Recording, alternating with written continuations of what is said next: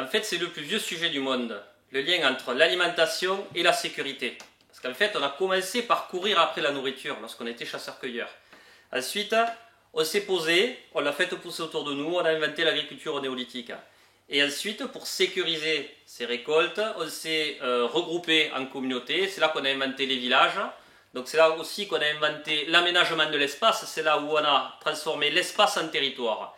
Et maintenant, après avoir couru après cette nourriture, après l'avoir faite pousser autour de nous et après l'avoir sécurisée en collectif, maintenant c'est elle qui vient à nous, sans que l'on s'intéresse au comment et au jusqu'à quand. On ne pense pas ces risques-là. C'est pour ça que dans mon livre enquête, j'ai démontré tout cela. Et en fait, le gouvernement a reconnu que la non-résilience alimentaire des territoires doit être regardée avec les lunettes de la sécurité nationale. Et le foncier fait partie des éléments de sécurité nationale. Parce que nous sommes devenus vulnérables aux divers flux logistiques qui sont extrêmement fragiles.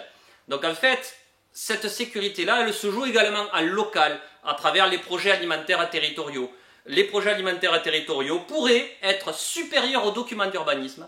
Et là, si on partait d'une partie des besoins à satisfaire au niveau local, là on pourrait quantifier le nombre d'agriculteurs qu'il nous faudrait, le nombre de surfaces, et du moment que l'on cible, du moment que l'on identifie, on protège. À l'heure actuelle, le foncier n'est pas protégé, n'est pas dans le secteur d'activité d'importance vitale de la loi de programmation militaire. L'alimentation y y est, mais pas ses facteurs de production. Ni le foncier, ni les paysans, ni les fermes.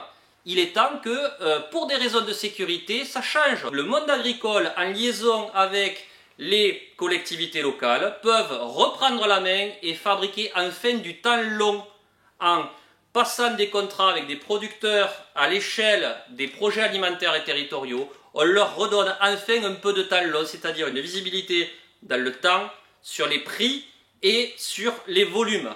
Et en fait, c'est pour des raisons de sécurité, chaque territoire pourrait avoir, comme quand Widos plante, un fonctionnement en mode sans échec.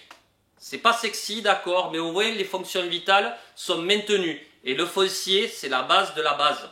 Donc en fait, il y a un énorme chantier à faire en mode sécurité préventive.